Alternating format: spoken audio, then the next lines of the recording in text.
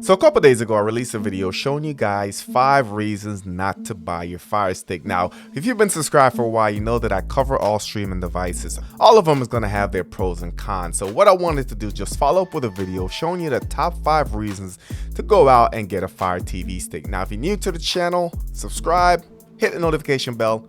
Let's go.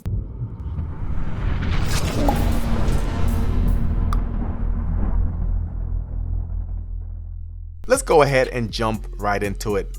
Number 5 is going to be the user interface. Now, over the past couple months, we've seen Amazon make a conscious decision to really modernize their user interface. From slight changes in the layout, the buttons, to the menus, to the settings, just make it a lot easier. Now, the Fire TV Stick has always been an easy device to navigate. You do have your settings really in your face. As far as your apps, you do have the option to play with your favorites, move them where you want, and the recommendations for your Fire TV Stick are usually on point. So with that said, with the easy menu layout with a simplistic remote control, anyone can set up their Fire TV Stick, sign into their Amazon account, and be streaming in a matter of minutes. Even though it's easy to use, doesn't make it the most user-friendly.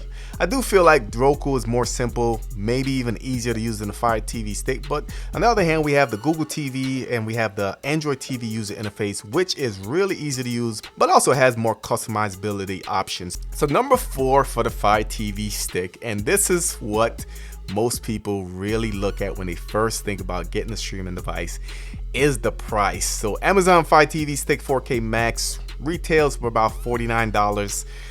We've seen every Black Friday, every holiday, every shopping season, Amazon put massive discounts on their devices.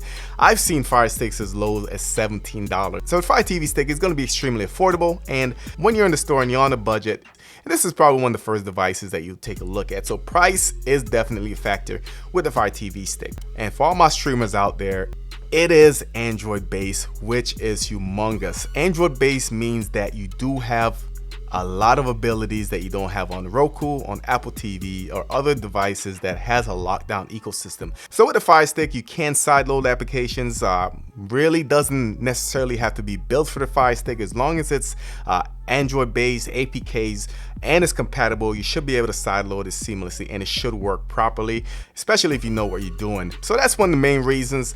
Sideloading applications, not only apps that you can find in the Google Play Store, but third-party applications. And this is what turns a lot of streamers away from other devices that doesn't allow you to sideload applications. So third reason is going to be the fact that Fire TV Stick is Android based over the Fire OS. Reason number 2 is the overall Amazon ecosystem.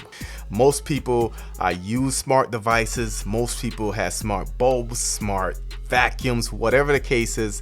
But with the Amazon ecosystem, you get a lot of extras, guys. So apps are going to be one. The app's going to be easy to find, easy to download from the Amazon App Store, but you also get smart functions with the remote control. You do have the voice assistant. You do have that where you can go ahead and just ask it a question, ask it to turn off a light, ask it to tell you the score. So you do get a personal assistant when you purchase a Fire Stick.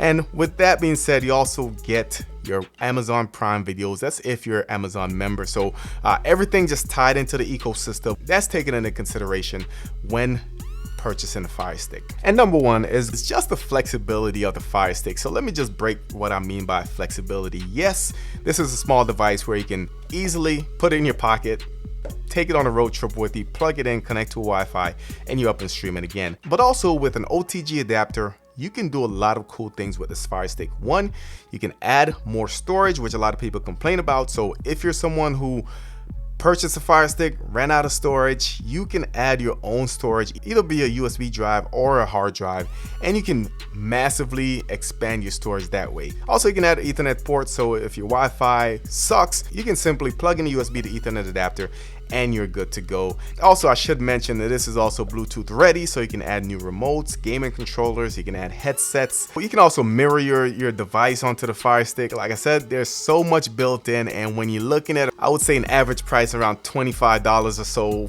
really you're getting a lot of bang for the buck. So in the comments, let me know which one of these reasons was the main reason why you picked up your Fire Stick. If you don't have a Fire Stick, comment that as well. Let me know what you're streaming with. As always, the Fire Stick's not going to be for everyone, but if you're looking to pick one up, I'll go ahead and drop a link in the description. Also, I'll drop some of the accessories that we spoke about, like the OTG adapter, SSDs, and so on and so forth. Again, if you're new to the channel, hit that subscribe button, smash the notification bell.